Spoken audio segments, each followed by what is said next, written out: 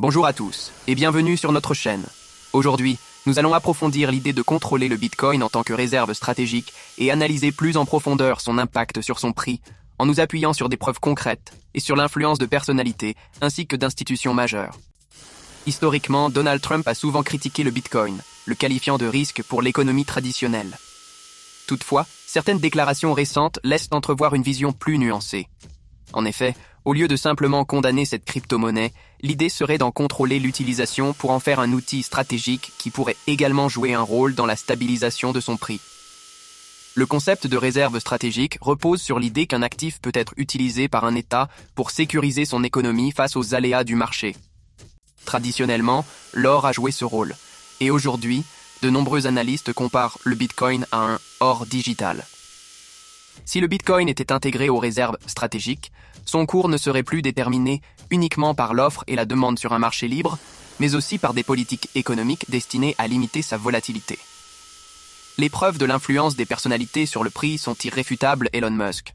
En mai 2021, un tweet d'Elon Musk indiquant que Tesla n'accepterait plus le Bitcoin pour ses transactions a provoqué une chute de 15 à 20% du prix en quelques heures. Cet événement démontre à quel point les déclarations d'une personnalité influente peuvent rapidement modifier la perception du marché et impacter le cours du Bitcoin. Michael Saylor, le PDG de MicroStrategy, a investi massivement dans le Bitcoin, faisant de son entreprise l'un des plus grands détenteurs institutionnels de cette crypto-monnaie. Chaque annonce concernant de nouveaux achats ou ajustements de sa stratégie d'investissement a eu des répercussions significatives sur le marché. Ces mouvements renforcent l'idée que les grandes transactions institutionnelles jouent un rôle clé dans la valorisation du Bitcoin. Plan B est le modèle Stock-to-Flow. Ce modèle mathématique compare l'offre existante de Bitcoin à sa production annuelle et a permis à Plan B de prédire des hausses de prix importantes. Même s'il suscite des débats, son influence sur les attentes des investisseurs est indéniable. Les prévisions basées sur ce modèle orientent une partie de la psychologie de marché, créant parfois une prophétie auto-réalisatrice. Au-delà de ces personnalités, les institutions et les décisions politiques influencent également fortement le prix du Bitcoin. Les politiques monétaires et régulatrices, la Réserve fédérale américaine et d'autres banques centrales influencent indirectement le marché des crypto-monnaies par leurs décisions de politique monétaire. Par exemple, lors de périodes de resserrement monétaire, certains investisseurs se tournent vers le Bitcoin comme alternative ou couverture, ce qui peut faire monter son prix. De plus, des régulations plus strictes, ou au contraire, des assouplissements, dans des pays comme la Chine ou au sein de l'Union européenne, ont souvent été suivis d'importantes fluctuations de prix. La décision de la Chine de limiter l'extraction et le trading de Bitcoin en est un exemple marquant. Adoption institutionnelle. L'arrivée de produits financiers dérivés basés sur le Bitcoin et la création de fonds tels que le Grayscale Bitcoin Trust ont permis à un plus grand nombre d'investisseurs institutionnels de s'exposer à cette crypto-monnaie. Cette intégration dans des portefeuilles diversifiés contribue à légitimer le Bitcoin et à stabiliser son prix sur le long terme.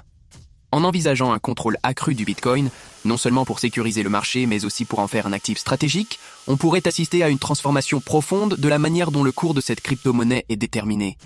Une régulation renforcée et une intégration dans les réserves stratégiques pourraient réduire la volatilité excessive qui caractérise actuellement le Bitcoin, en rassurant les investisseurs sur la stabilité de leur actif.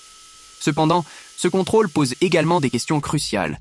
À quel point une telle intervention étatique risquerait-elle de compromettre la nature décentralisée qui a fait la force du Bitcoin? Et comment trouver un équilibre entre régulation, innovation et liberté de marché?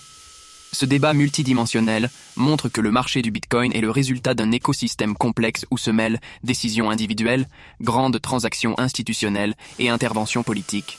Alors que les annonces d'Elon Musk, les investissements de Michael Saylor et les prévisions de modèles comme celui de Plan B témoignent de l'impact des influences externes, l'idée de transformer le Bitcoin en une réserve stratégique soulève des enjeux économiques et géopolitiques majeurs.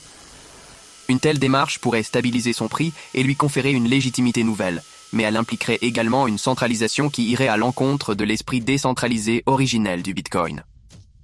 Intégrer le Bitcoin en tant que réserve stratégique et exercer un contrôle sur son prix est un sujet qui ouvre la porte à de profondes transformations du marché des crypto-monnaies. Ce scénario pourrait apporter une stabilité bienvenue, tout en posant des défis importants en termes de régulation et de maintien de l'innovation.